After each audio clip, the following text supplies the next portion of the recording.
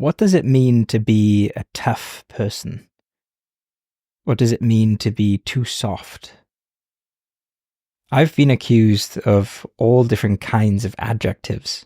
I've been accused in the past of being too tough, too aggressive in my approach. I've also been accused about being too soft as a parent, too soft as a person. And I'd like to just share my thoughts on what it means to be tough.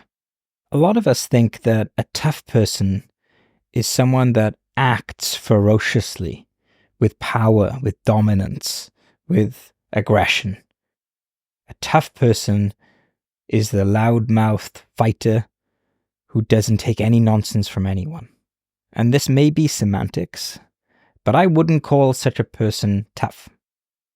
I would call such a person assertive. I would call such a person a strong boundary setter. I would call such a person powerful or energetic or short-tempered or enthusiastic, but not tough. And the reason why is because, to me, toughness is not something you do. It's a way of being in response to the world. If we think of a tough metal, we think of that metal as durable, resilient, hard, difficult to bend, not very malleable, hard to scratch. That is a tough material. The metal doesn't need to jump out at us, doesn't need to talk to us for it to be tough. Conversely, a soft metal is the type of metal that can be poked and prodded and bent out of shape. In other words, the environment can exert a force on that metal and change the characteristics or the form. So this is how I like to think of toughness and softness in people. If you're a tough person, your form doesn't change in response to the environment. You get a big compliment. You get a big rejection. You have something nice happen to you. You get insulted. You have good news, you have bad news, but the form remains the same. That is toughness. Softness, on the other hand, is closely associated with neuroticism in the big 5 personality traits, a sensitivity to negative emotion. You can be a very assertive person. You can be a forceful person. But if the compliment of someone you care about affects you strongly emotionally, if an insult from an enemy affects you emotionally, you are by definition soft. You are not made out of hard stuff. Many people think that anger is a sign of toughness. Anger is a sign of being strong. But the Stoics would disagree with this. They would say that anger is actually a sign of weakness, of softness. It's not a tough quality.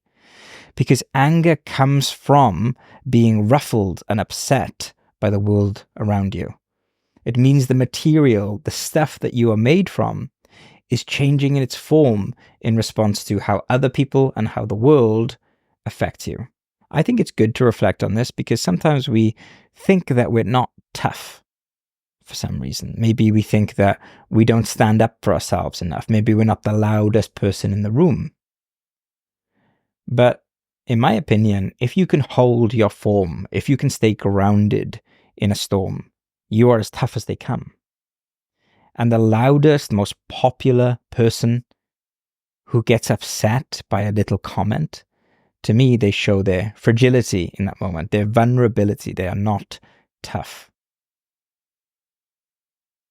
Now, in an ideal world, we can be assertive and compassionate, and tough and tender, balanced and whole when the time suits. That is practical wisdom, knowing what to do in the right measure and when.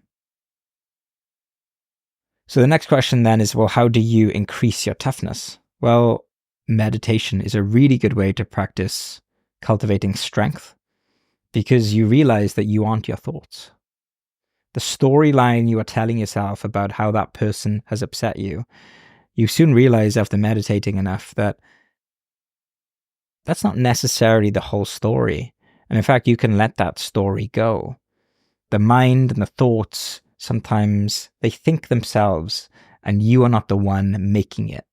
When we spend enough time in meditation, it could be almost amusing to see what the mind comes up with rather than triggering. This is a good sign of progress, by the way, when you start to have this sense of play. And also, of course, Stoicism, Stoic philosophy, or any type of ancient philosophy where they encourage reason and wisdom and a philosophy of life. Learning who you are, learning how your perceptions and your emotions work, developing a system for how to think and act in life will stop you from being affected by the world around you. I hope you've enjoyed me talking about this distinction between toughness and softness, and I encourage you to look out for these traits as you go through the world.